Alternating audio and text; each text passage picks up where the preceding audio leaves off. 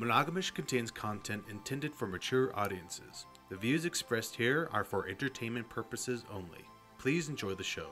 I started out with college-age kids, like my age, and they were nerdy dudes or dudes who had no confidence with women, and they wanted someone to practice their sexual skills with and to get comfortable with, because I only slept with virgins for like the first while. What? Yeah.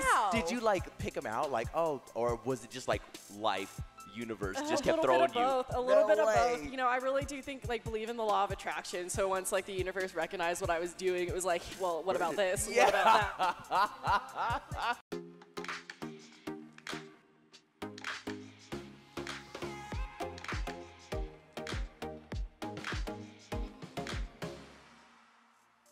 Hi, Ishes. Welcome to Monogam-ish. I'm Justina. And I'm Kenji. And we're Monogam-ish. Today, do you consider yourself a unicorn? Can I say Miss Unicorn? I mean, I'm, like, formerly a unicorn. I recently got involved in a relationship. Oh, so okay. we're kind of seeing how that goes. There's been a little less unicorning going around, but I mean, I was actively unicorn and very proud of that term. So, you know. Okay. Welcome, Well, former Thank you. unicorn, AJ. Former unicorn, forever fox. There you go. Love it. You know. Welcome. Thank you so much for having me, guys. Like, know, it's appreciate been it. amazing to get connected with you guys. Big fan of the show and big fan of everything you guys are doing here. Oh, Hell awesome. yeah. Thank you. Just met you today. Heard Yes. some of your story. Fucking fan already. Yes. Hell yeah. So tell us a little bit about yourself. Let's start with, what is your sexuality? Like, how do you identify? So I consider myself bisexual. I'm a really big fan of people in general. And when I connect with someone, it doesn't really matter, you know, like what flavor, what they're working with. I'm just like, I can handle that. So Okay.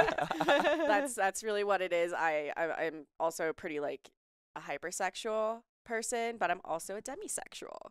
Okay. So I think that's like a little topsy-turvy for some people. What like I the do. fuck? Yeah, it takes a little bit to get to that side, and I'm very like cool and open with like talking about like sex and everything, but to actually like get to that point of engaging with me on that level, I do take a little bit of warming up. Okay. Oh, shit. Hey, nothing. Hey, everybody's got like some wall to break down. Right, for sure. Everybody's just a little bit harder. Some people are harder. So are you monogamous? I'm monogamish Okay. right now with my current partner. I still date women openly, freely, and I still do sex work, and I make money however I see fit to make money. And he's very supportive of no matter like what I'm doing. But I just don't have like a big desire to like date multiple men at the moment, you know? Okay. Summer's over. So Right. he's Oh, it's cuddle season. It's cuddle season, guys. So he's your only male partner, but you will have alternate female partners. Yeah, currently. And it's not like completely, it wasn't like completely closed off when we started, because I had like plans to go to Florida for my birthday, and I had like, you know, a boo in Florida who I've been, you know, chatting with, and we have a very like emotional and intimate like relationship over the last year, and I had plans to like go and like canoodle with him in Florida for my birthday. So, and he was like supportive of me like going and doing that. Like he understood that too, but it's definitely like transitioning right now, because I've been dating like pretty much strictly poly or open for the last 4 years. Okay. What? So it's been Okay. a transition, and it's been, I think it took like a little bit of like me humbling myself and my own ego to be like, I don't really need to like put myself out there to like continue seeing other people, when I just kind of want to like get to know this person and invest in growing our dynamic. Okay. So, Is he I love it. monogamous? yeah, he is. He Okay. is. So he's monogamous. But we have talked about like on our first date, we talked about having a lot of love and being able to hold that love for like multiple people, and it not necessarily having to being like labeled to like one person. So I don't know how it's going to go for us in the future. I think like things are really new. We've only dated for like less than 6 months at this point. So I'm just like taking it day by day And I'm sure like things flex and change as relationships go. Right. And as long as we have communication and like trust there, that things should be pretty great. And so far so good. Like I absolutely adore him. So He's got to be pretty special shit after 4 years. Yeah. Hey, okay.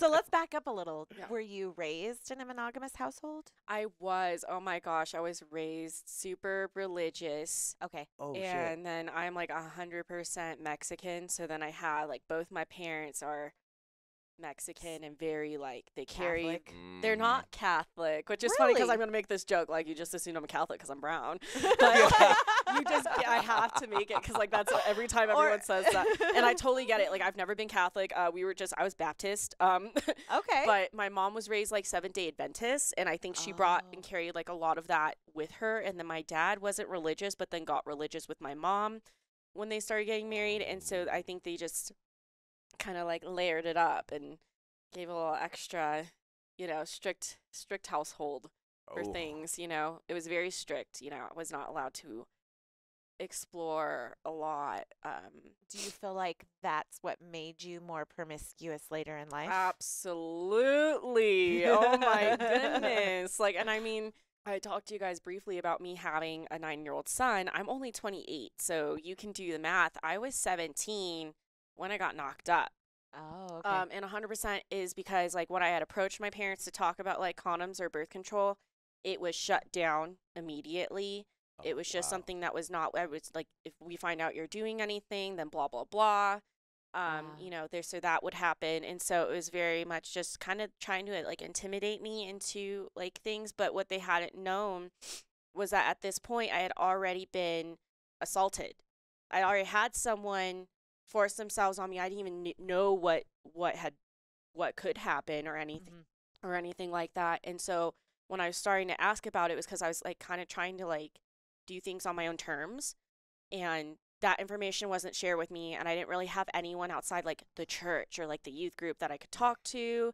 And so I mean, one thing led to another, and I got pregnant I think the second or the third time I ever had sex. Oh wow. And it was his first time. Oh, Oh, wow. wow. Oh my god. Oh, I my know. God. Oh my goodness. And so that was probably huge for your parents. It was huge because I wasn't really given too much of a choice about what to do in the situation. So it was just okay, I'm going to be a teen mom. I'm going to accept this. They didn't force you guys to get married though. No. Oh, thank no, God. no, none of that. Was he from a religious family as that well? could happen. No, he's not. His family is not. I mean, I'm sure they believe in God, but I don't really think they're religious people. They go to Christmas services, Got it. So, yeah. So, and it was kind of sad because his dad had gotten his mom pregnant after a one-night stand and was faced with this whole thing of I could just leave her and not take responsibility. But his dad married the mom, and they had 2 more kids together. And so then Oh wow. the oldest of them, yeah. And then he's not involved in my son's life at all. Oh, But so I, he didn't follow in his parents' footsteps. But and there was a while where I tried to have a relationship with his side of the family, but it just turned out to be not something that I think that was viable or good long term, because there was so much drama that went down that was just I don't need to participate in this. This is why I moved out of my parents' house away from my family, was to get away from drama. I feel like I've always been on this journey to be myself. Okay. I could just never be myself. As a kid, it was I'm too much. As an adult, you're too much. It's just oh man, it's exhausting to kind of just feel like a 60-foot tall woman, and I'm barely 5'2" on a good day. Yeah. So I think a lot of my journey and everything, and through my promiscuity, through me becoming a sex worker when I was the day I turned 18, pretty much I think all of that was just trying to take back what other people had taken from me, that pretty much it couldn't exist unless it was on their terms. And I was no, I can do this on my terms now, because I'm a person who gets to choose things for myself. So Hell yeah. Hell yeah. it was great to be able to do that. And there's been a lot of ups and downs, and I'm learning, and I make mistakes, but I'm happy to make mistakes at my own pace, and to not have a household or environment being like, you can't do this, you can't do that because this or this is going to happen. Right. Oh Mhm. God. So you started right away, right after you had your kid, you decided to Much. jump into sex work. Yeah, it was more like, yeah, right after I had my kid, I was like, I had a couple like situations with dudes. Like, I was on like Tinder. I was like Mhm. on Plenty of Fish, the different things. And I was like trying to date because like I'd never dated. I'd never even been on a first date by the time I had my kid. So I was like trying to date and I like realized that like dating was depressing. But there's like, it's not depressing is making a bill. And I started out with college age kids like my age, and they were nerdy dudes or dudes who had no confidence with women, and they wanted someone to practice their sexual skills with and to get comfortable with. And I Oh. was that person because I only slept with virgins for like the first while. What? Yes. Wow. Did you like pick them out, like, oh, or was it just like life, universe just kept a throwing little bit you? of both. A little No bit of way. both. I really do think believe in the law of attraction. So once like the universe recognized what I was doing, it was like, well, what about this? Yeah. What about that? And I was like living in Phoenix. Oh you my know, God. And so did you like outright advertise, I'm here to help virgins? It This was is just my like niche in one sex of those work? things like I like my bio is like, I like to hang out. I'm not looking for anything serious. I'm like freshly like new or whatever, and Yeah. I'm looking for someone similar. Because I was like not well versed in sex at all either, but I knew that I like wanted to get more comfortable with it, and so I did. Because I was like, I had a couple of friends that I did with, and then being like younger, I always heard, and I still like I've heard this even like not too long ago. It was really rough. Like I really like you as a person, but I can't date you because you're a single mom. What the fuck? Wow. I've never All heard that. the What time. the fuck? All the time. That has been like the number one thing I think about like people dating Really? me Is is it me that the being guys a that you're parent. meeting don't want kids whatsoever? So It's the like whole they're idea. not ready to.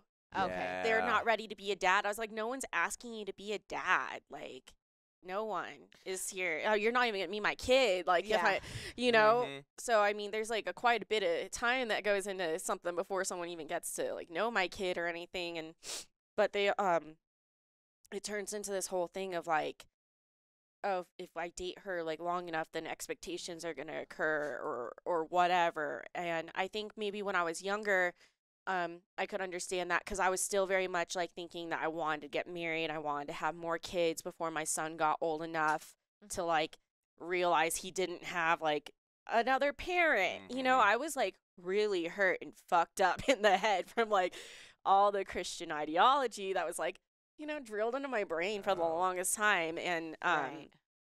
I didn't have like a lot of skill sets that I felt like I knew how to capitalize on. And then when I started like recognizing them and I started to like be able to build on those things and be like, this is what I'm good at. These are my strengths and these are my weaknesses. The people that I thought would celebrate me weren't celebrating me. And I had to like celebrate me by myself, Oh, damn. because it was like, then my parents were like, we didn't raise you to be like this or whatever. And my parents like mean the best, I know they do. Mhm. So you And- were open with it. Your parents knew you did sex work. It wasn't a secret. No, it's very much, it was like a secret. But then like my dad found like my porn blog when I was like 19 or 20. Oh shit. Because I got a lot of like attention on Tumblr back in the day before Was Tumblr. he looking at it, or was he trying to find porn No. and was like, "Oh shit, I saw this shit"? So like I had used, I think, a laptop. Like my sister and I like had a laptop that we used, and I had like logged on and like didn't log off. And yeah, he something logged in. like that. Yeah, something like along those terms.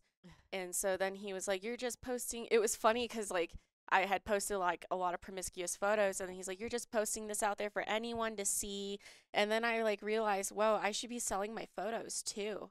And so it just, Right? like I didn't stop. It didn't stop me from doing anything. I mean, every so often, I would like just go completely abstinent and not do anything at all because I was dealing with like this inner guilt and shame.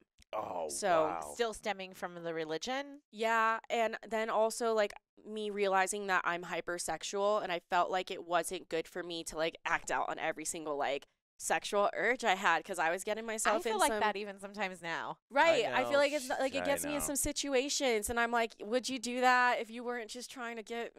But you know, It's not only that, but it can take up so much of your time. Like right now, since I retired and Yeah. Mr. Fullwood has been a stay-at-home dad Right. for the last 10 years? 10 years. Mhm. Like during the day, I'll be like, oh, what are we going to do? I got an idea. But it's like, no, I really should be helping with the house or the laundry Or the podcast. or the podcast Or whatever. something else. But no, I'd rather be just having sex. No. yeah. Yeah, that's fine. Yeah, I think that's I'm the okay. other thing about being in like a monogamish like dynamic right now is that my sex life is not the same anymore. Because being poly, like I like a girl knows how to work her Google Calendar. Okay, Oh, like yeah. I Oh my know God. how to make sure that I'm not lacking in any kind of like. I take a lot of touch to like. I just take a lot of touch, and I like the endorphins and the dopamine that come from it, and I don't like have I wouldn't say like I have an issue with like typically like like seeking stimulation or anything, but when it comes to sex, it's always like the thing that's like once I get it, then I'm like, oh my god, I'm fiending. It's like a fuck coma. Oh That's my what my gosh. wife calls it. That's what I call it, a fuck Ooh. coma. That's Because what she's I'm like, like, God damn I'm it, like, I if you can't. fuck me really good in the morning and I've come like, a dozen times, there's no way I'm not gonna want to come all day long. I say it makes me dickmatized. Yes. Yes.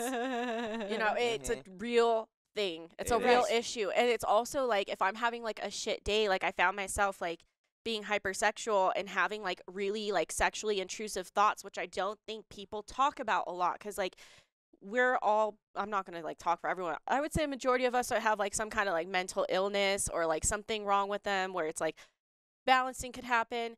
And then just being like in the grocery store and then being like, I want to get fucked really hard right now. I'm like, can I just get soup?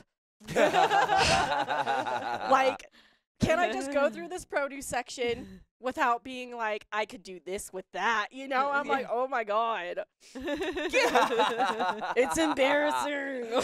Yep. And Nope. then like a lot of the times I think like looking at like my partner, he'll like not have the same drive as me sometimes, and I'll be like trying, and it's just like not working for him because he's allowed to not have a sexual drive at certain points, just like any person. Right. But apparently it's just like if I'm turned on, then everyone has to be turned on. And I'm just like, okay, let's be realistic here. That's Take a deep breath. I've Calm had down. to try Right. Calm down. meditating Eat helps. a moon pie.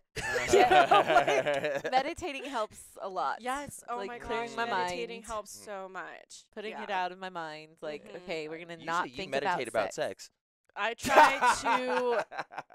try to divert that energy into something productive. I always have like a million jobs I can be doing or a million like things I could be filling out, especially with like contracts and like spreadsheets or like taking care of the house. So I'm like, okay, I'm feeling this way. If I can't do anything about it, let me immediately start doing something else. So then normally I can like transfer that energy into something else. But Something positive. I know we got to do the same thing. 'Cause Yep. it's like I'm like, if- okay, we gotta go we- for a yeah, walk, or or we we gotta go. Let's 'cause we're go like, work dude, out. if we let's like go. seriously fucking stay in this bed right now, like We could 2 stay seconds here longer, all we're- day. That's sometimes go. what ends up happening. Like Mhm. sometimes I we'll don't have think a it's wrong, great, though. yeah. sometimes we'll have like a this day like great that. weekend planned, and Mr. Fullwood will book us a hotel down here, and we'll have all this shit planned, and we're gonna go to XYZ museum and Yeah. this gallery, and we're gonna go. He's gonna take me shopping, And and we're gonna then- do all this, and then we end up getting in the hotel And then and we just don't leave. fucking, and then it's like, oh, well, we didn't sleep last night, but that's okay. We have all day. Like, oh no, we end up fucking all day. We end just up napping, grabbing some- napping, yeah. not between. leaving the hotel And there's room. something about fucking in a hotel room where you're like, I need to get my money's worth. You know? Yeah, right. I don't know why, but it's just like, okay, if we're getting a hotel room, something sexual So has Yes, to go down. yeah. That's Oh, just hell like yeah. me. I'm like, Yeah, hell yeah. I let people know if you're gonna share a room with me, is like, so I've shared rooms with people, men and women. And the hard thing is being in a hotel room with women for a whole week, and no one wants to do anything gay with me. And I You're get just it. like, oh my I get it, God. and I'm not gonna come on to them because I don't want to make them feel the way like men make us feel, like ew. But I just wish that like someone would throw me a little bone sometimes.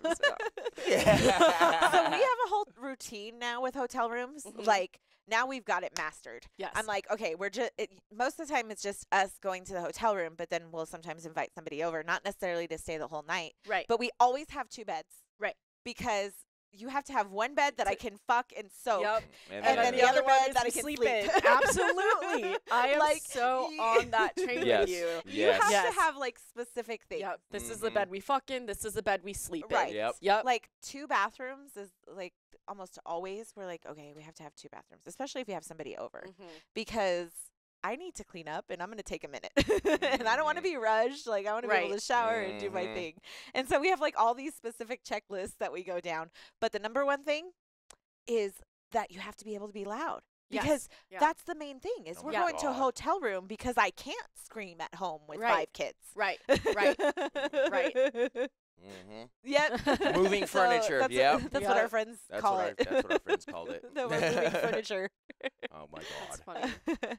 So you went through this whole phase where you're like, okay, now I just want to be who I am. Yeah. I'm going to start with sex work. You started with turning out virgins. Yeah, pretty much. And then like it just was like I think a series of unfortunate events like trying to date as a single mom in my early 20s. And then I had a relationship. I was monogamous and it was God, okay. I'm still like great friends with this person. He's like one of my best friends. We are no longer together. He was my primary for a really long time. We were together all together like a total of like 9 years. Holy Off shit. and on. But for a good part of that, he wouldn't like we had everything but the label on the relationship. It was one of those he part of your situations. son's life? Because that's Yes, like your whole... Pretty Yeah. much my son's life. Yeah. Yeah, pretty much we like I've known him since I was 6. We both have kids who are like 6 months apart. We got reconnected on Facebook and we started talking. I was living in Arizona. He was still here in Colorado. I came to visit from Phoenix to Colorado and it was just kind of like what happened. And then it just became this like goal of mine, I think, to like try to get married and have like, you know, and to be with this person. So, okay, I come from a Hispanic background Mhm. too, and kind of religious. I would say Mhm. that it dropped off with my parents. Like Mhm. they weren't really religious, but they went to Catholic Mhm. school and everything.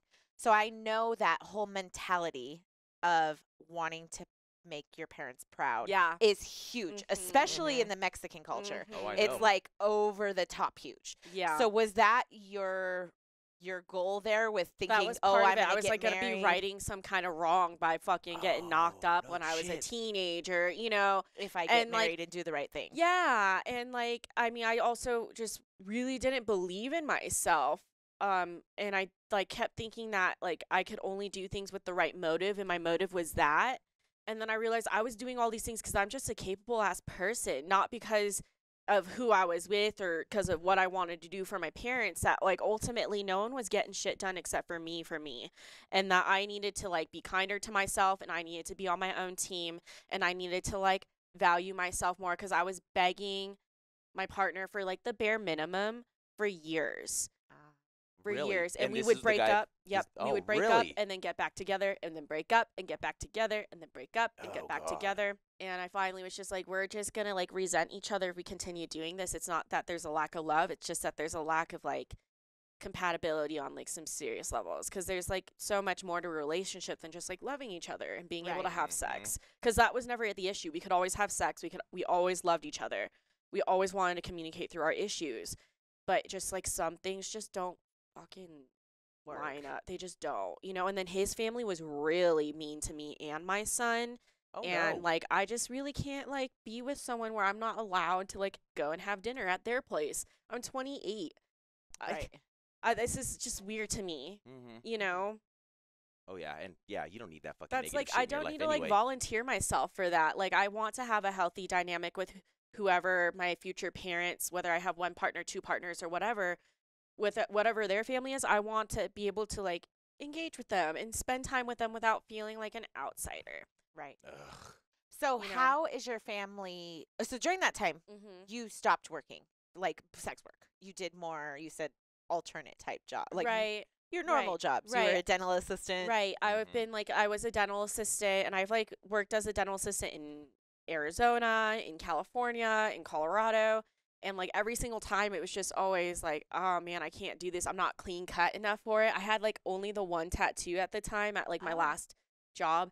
And if it wasn't covered up, I would get written up. Like they were like, this is such a violation. You should know better. Like, and I was like, whoa, people are losing their shit over me having a rose on my skin. Like a tattoo, you know, and like this day and age too. Like I feel like majority of people have a tattoo. And if I'm not covering up my tattoo, that's not going to keep me from being able to like assist the dentist any better. Right. You know, so that was the issue. And then I started cooking, and then I love cooking because like working with food never feels like a job for me. It just feels like love. For me, it's like I get to feed someone. I don't give a fuck like what you look like, who you believe in, what you're doing with your life, who you're with. I don't care who you voted for. I'm just going to feed you because we all need to eat. It's such a Hispanic thing. It is. I love it. It is. I love to feed people. And I don't even like to like eat without company. Like I'll find myself like putting my meals off or like trying to bribe people to like come eat with me because I'm like, I just want to like eat with you. You know? I just want to engage with food present. And like when people want to hang out and food isn't like a part of the plans, I'm like, what are you talking about? This is so weird. This is weird. So you did all these odds and ends jobs. And then I was still like doing sex work sort of like, but I wasn't like going out and like doing any like full service stuff. Okay. It was mostly online, like gratification type of stuff and like building up this fan base pretty much just by posting on my Instagram and on my Tumblr and, you know, talking about the things on there that I wouldn't talk about, you know, in church. So, yeah. And I went to church like until I was like 23. So, wow. Yeah. So you were still going to church this whole time? Yeah. What? So you were doing the sex work. It was hard. But on and off. Yeah. But still trying to hit this ideal model of what you thought would make your parents happy. I was like, this is stupid. I'm not Hannah Montana. What am I doing with myself? Can I just be myself? And I was so tired. Because what I realized in the church, and it didn't matter, I went to so many churches. It doesn't matter what church I'm at. It's always like the same thing. There's always someone who like sees this like promiscuity in me. And I'm not even putting myself out there like a promiscuous person, but someone can sniff it out in me. Okay. And then they get a hold of me and they'll like be like, oh, I want you to babysit my kid or something. And then they'll get my number and they'll start texting me, asking me to sell them photos or to meet up with them behind their wife's back and stuff. This has happened multiple times. Oh, with multiple men. Wow. With multiple men in the church. I've never had a woman in the church come in and approach me like for anything. It's happened with multiple married men or engaged men or men who are just, and it's just, there's obviously people are repressed in the church and unable to speak about it because they're all pointing fingers and being like, you're a sinner if you do this or if you feel this way or if you look at someone this way or if you act on these things.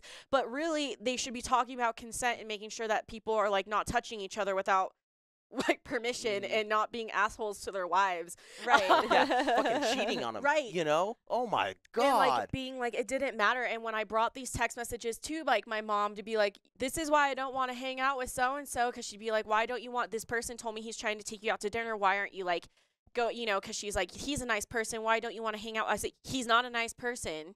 Because X, Y, and Z, he said these things to me, and that made me uncomfortable. And then she's like, well, he goes to church, and he comes from a good family. It's like that, what just completely, like, went past her radar. I was like, I felt like constantly like I was with people who could never understand, like, the basics of what I need to, like, even exist, like, beyond just basic, like, I'll be present. So what made you leave the church? Man, I didn't want to be inauthentic with myself anymore. I wanted to have premarital sex. I wanted to smoke weed. I wanted to date women. I wanted to date women openly. Hell yeah. Like I wanted to not have to be completely like subject to whatever people were thinking or saying of me. I didn't want this obligation of going and pretending every week and then having people come to me in secret because they thought that because, like, you know, I had a kid, so they thought, like, oh, I could tell her this or I can send her my dick and she's going to love it, you know? And it's just, like, I didn't want to engage and, like, I didn't want to participate. I was done participating and I was, like, so over it, like, for years, as they are, like, making you take your pledges of abstinence at 11 years old. You know, like, all this shit. Hell Oh, no. yeah. What? Oh, yeah. Oh, yeah. They had an Oh, my entire God. conference at, like, a stadium for, like, children to come to, and they're having anyone from, like, 6th grade to, like, high school come and take pledges of abstinence. I don't even know what I'm talking about. I don't even know Right. what's going on. I don't know what I'm giving my word to. And then it's just, I don't know, so much guilt, and then so much trash talking. And then, like, I also, like, saw my mom, like, she was, like, big in event planning, too, and, like, she would put on some Within really the church? Yeah, she would put on some really cool stuff, and then we would have parties at my house with all the church people, and then I don't know what happened, because, like, I'm not super connected with my parents. I don't talk to them super openly, but something must have happened, or multiple things must have happened. Like, people must have burned her because she just stopped completely, and then we weren't allowed to see anyone. We weren't allowed to have friends, and it was just, like, we can only be pretty much friends with each other. And then she started, like, seeking for, like, the kind of validation that you need, like, from other people, like friends and, like, colleagues and stuff, like, through her children. And we didn't know how to give that to her because we're children. Right? Right. And then it created, like, this really harsh dynamic between us. And then she was also in a car accident when I was really young and had a brain injury, and Oh, that just fuck. completely, like, Oh threw my everything God. off. I don't think we've ever recovered. I'm so sorry to hear that. My wife had one a couple years ago. Yeah. Those are fucking traumatic. It is so horrible. It can, like, I mean, I remember, like, having to help my mom hold her spoon because she couldn't hold her spoon. Holy shit. And then, like, the mood swings were crazy. She'd be, like, crying, like, bawling, and then she would be like, okay, dance around in the kitchen with me. Let's spin in circles, like, laughing, like, hysteric. And I was, like, growing up, and, like, I don't know. So I had to, like, kind of, like, parent my parent for a good while. And then like, when she got more, like, control of that, or when she started healing a little bit more, then she kind of, like, snapped out of it, and then I was, like, grown, and then she tried to, like, regain control, and that just Didn't work. no, that's kind of what led to me being, like, secretive about things and not being able to be honest, Mhm. not feeling like I could be myself. So are you still kind of estranged from them? It's, like, one of those things that's really, like, off and on. I stopped talking to my parents last January. Like, I had talked to them during COVID, and my son had stayed with them. And then because of things that happened when my son was staying with them in their house, I was like, this is really inappropriate. I can't believe, like, you guys cross boundaries in this way. Like, you know, it was, like, big on, like, you know, no physical discipline. And then my dad, like, threatened him with, like, physical discipline. And I was like, that's inappropriate. And then my dad wouldn't let me even, like, say my piece as a parent.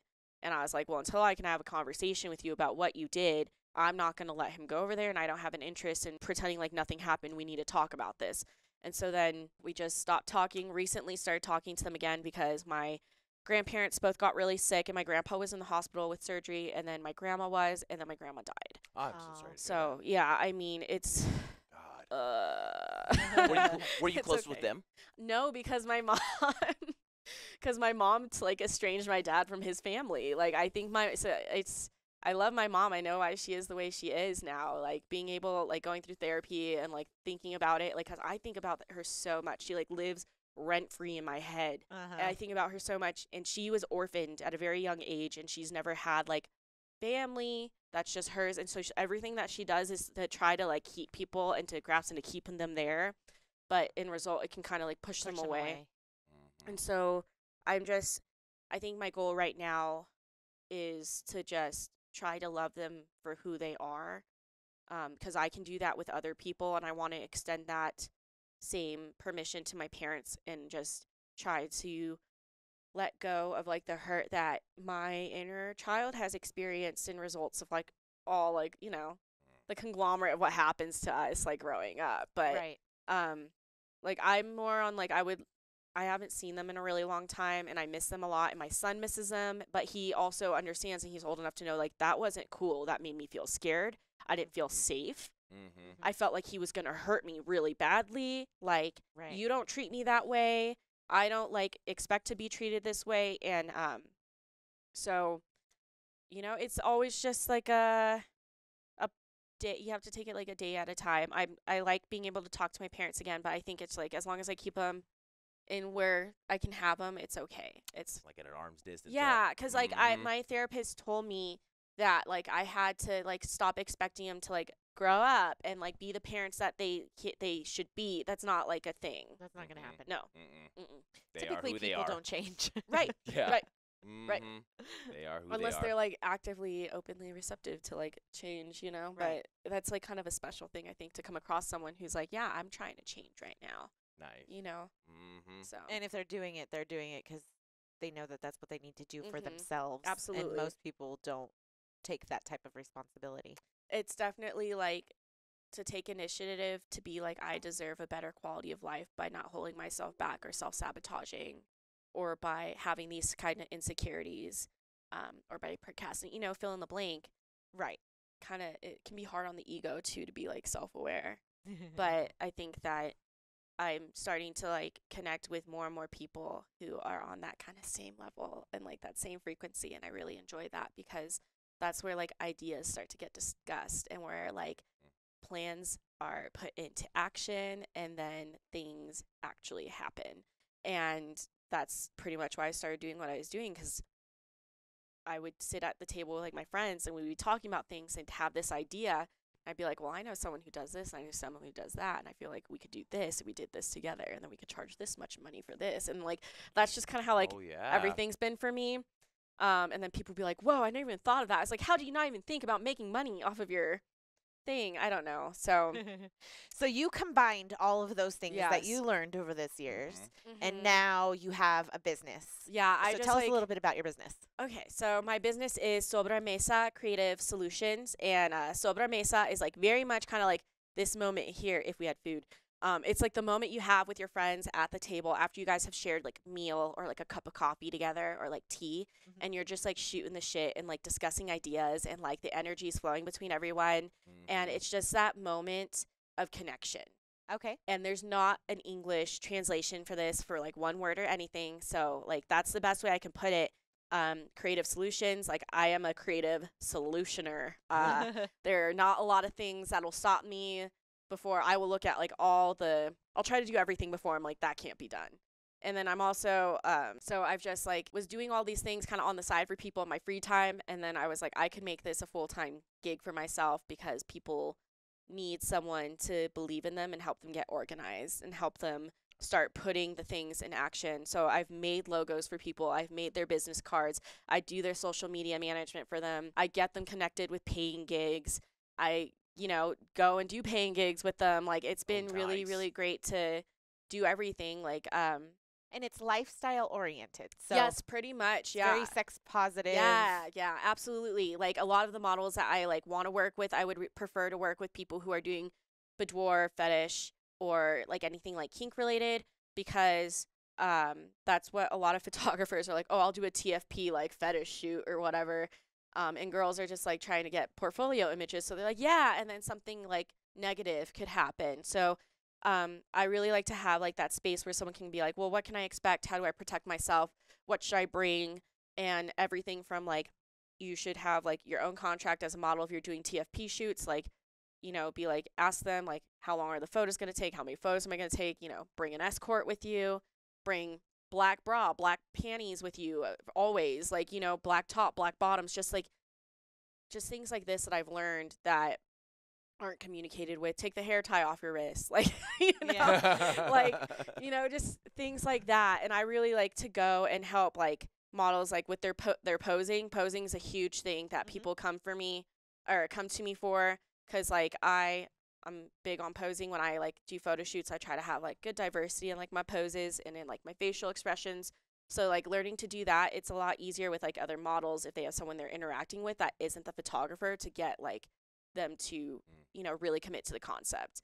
Okay. And I've been doing like monthly photo shoots, pretty much styled photo shoots, and a bunch of like people from the lifestyle come and they get their photos done. And we just did like a spooky boudoir photo shoot. It was like nice. Playghoul inspired, and everyone got Okay. like painted up.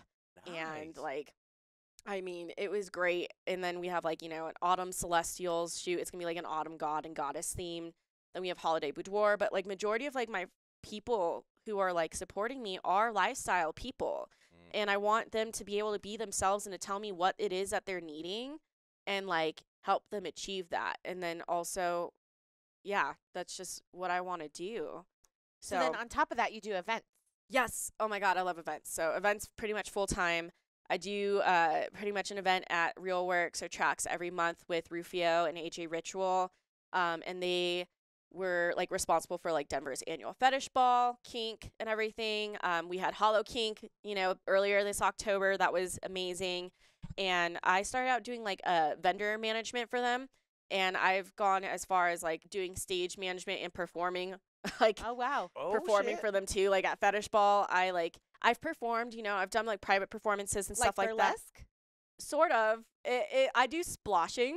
Okay. So sploshing is food play.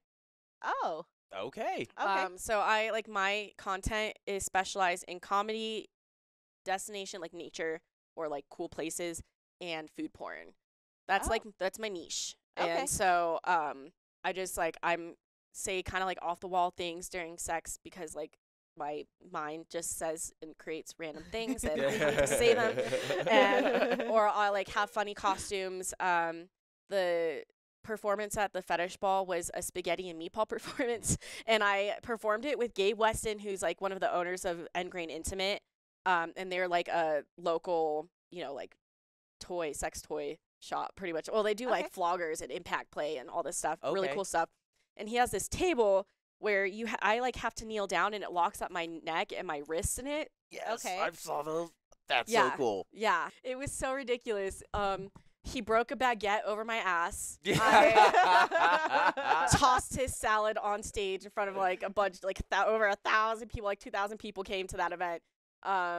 What was one of the other bits? Then he like stuffed like spaghetti and meatballs like in my bra, and then he like turned me into like the spaghetti and meatball plate and like shredded Parmesan on me, and like this is like all we did. It was great. I have like the video. I'll send it to you guys. It's Hell yeah. It was like one of like my better moments in my life so far. I was like, this was definitely Fuck yeah. That's awesome. Congratulations. It was like so exhilarating, and like the music that I chose like really hit with everyone because like we were playing like cheesy Italian music like and then so like That's Amore came on, and everyone, it was just the room full of people were singing. When the moon hits your eye like a big pizza pie, that's amore. And I was like, oh my God, I was losing my shit. It was amazing. And now I'm like getting to do more performances. Like I have a pumpkin performance coming up. Love it. Nice. Definitely going to involve some pumpkin guts. So where can people find you? Plug your website or Okay, are you online? Yeah, I am socials? on fucking everything. My performer name is... Plug it there. My performer name is Josie LaVixen on Ooh. Twitter, on Instagram, on Facebook. You can add me there. If you're interested in the not-so-me performing side of things, then you can find me at AJ Fox. My business is Sobremesa Creative Solutions. I know that's a little bit of a thing, but it's SOBREMESA for Sobremesa Creative Solutions. I have all the social medias plugged underneath the thing, so you can look up Sobremesa Creatives on Instagram or Sobremesa Creative Solutions on Facebook. And then, yeah, that's pretty much it. We can get connected that way. I post every day pretty much, and I'm constantly putting out calendars of like the different events that I'm doing and how you can be involved. Wonderful. I post model calls, performer calls, calls for content creators. I'm getting involved with like some cool stuff with Fetish Mafia. So there's a lot of cool like things going on for lifestyle people for if they want to go like as attendees or if they want to like be involved like behind the scenes too, or if they're creators and they want to like start doing like similar stuff, like come hop on the train, have at it, you know? Yeah. Hell yeah. I fucking love it. So yeah. Well, cool that's things, cool awesome. things. Thank you so much for coming and sharing all that with Thank you us. so much I for having know. me. It was an amazing time. So Yeah, you guys are great. What are your goals for the future? Oh my goodness. My goals for the future are to do more events, bigger, better, bigger scales for things. And then to also like do events that are closer to where I live, because I live in Longmont. So a lot of my events are in Denver. So instead of having to drive to Denver all the time, I want to do some things that are more in Longmont. I did just have my first family-friendly event ever in Longmont. Oh, wow. Okay. And it went really well. I had like 600 people come through. I was not expecting. I had like 40 vendors. Everyone showed up, and it was a great time. And I have awesome. like another one coming up next month. So I'm thinking like, okay, if I can do this where it's like I got to do the mom thing and then I got to do like my lifestyle stuff every month, have an event that way, I'm going to be really happy. Yes. So- Yes. You cover all bases. Yeah, Hell so yeah. more events, good food, good dick, and just being like authentically myself and giving people that space to do that with me as well. You know? yeah. So, Hell yeah. yeah. Well, cheers to that. thank you. Yeah, let's Fucking cheers love it. this water. All right, Ishes. Well, you've figured out where you can find AJ. Now you know where you can find us. Go to Monogam-ish-podcast.com. Check out our website. Make sure that you go onto YouTube and like and subscribe. Make sure you hit Spotify. that bell so Hell you yeah. can know whenever a new episode is uploaded. Mhm. Check us out and make sure that please reach out to us. Let us know more content, what you'd like to hear. We're open to ideas, and we're really looking forward to working with you this third season. So check us out, Ishes. See you later.